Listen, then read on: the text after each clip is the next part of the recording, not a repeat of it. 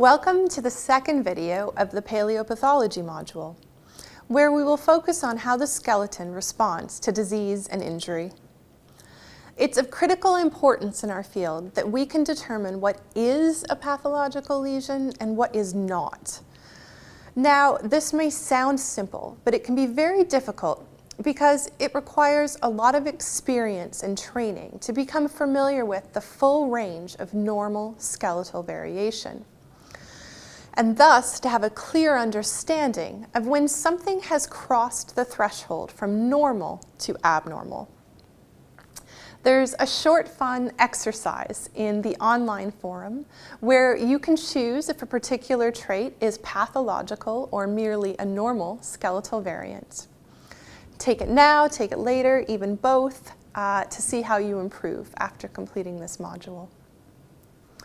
Understanding how the skeleton responds at a cellular level to disease and injury helps us not only in identifying which disease was present, but also, as you will see, in determining if the disease was active at the time of death or healed.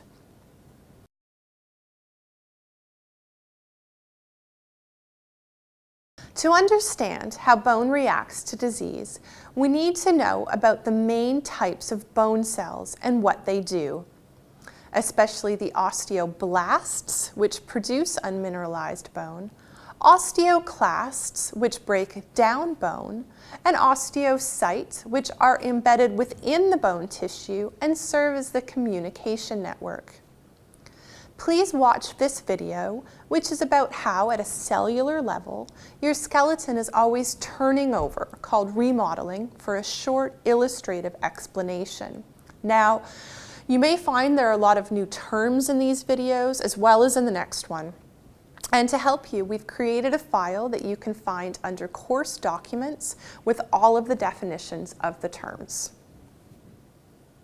Next, there is another short video that explains what happens when you break a bone. Again, consult the definitions list if you get overwhelmed by the terms. Before moving on to bony reactions to disease, I'd like to emphasize one term, which is woven bone. It's also called fibrous bone. It's the first type of bone that gets laid down at the site of an injury. Here are a few examples. Because it is laid down very quickly, woven bone has a disorganized and a porous appearance. It has an irregular thickness, and it's less dense and weaker compared to normal cortical lamellar bone.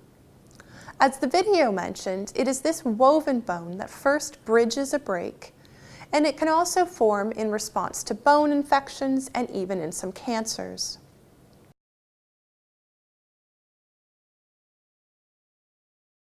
A bone has only two ways in which it can respond to injury or disease. There can be bone loss or bone gain, and both of these responses occur on a continuum from a little to a lot.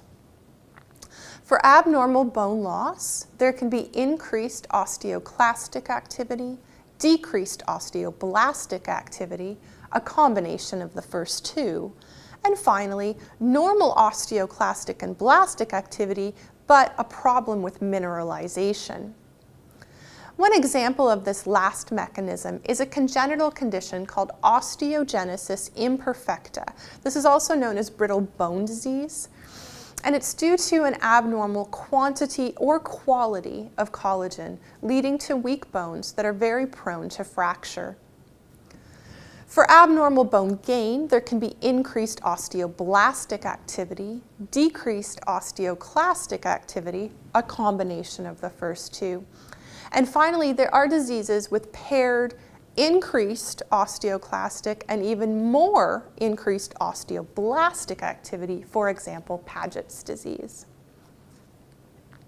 So because bone is limited in the ways it can respond, it means a lot of diseases will result in similar marks or lesions, and we call these non-specific disease or stress markers, because we know they're the result of a disease or a stressor, but we cannot necessarily attribute them to a specific sole cause.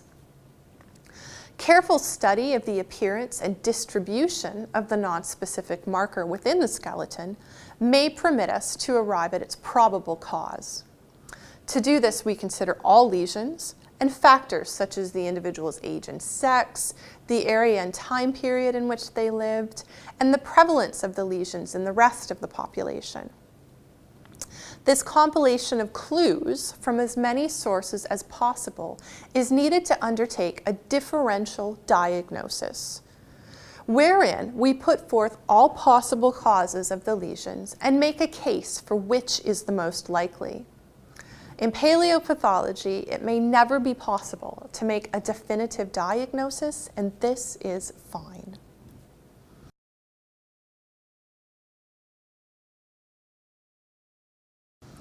In this video, you've learned about the bone cells responsible for bone deposition, resorption, and communication, how these cells respond to repair a broken bone, and the limited ways in which bone can respond to disease.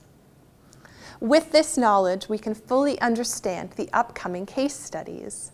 First up is an example of skeletal trauma from the 17th century Netherlands. Join us to find out more.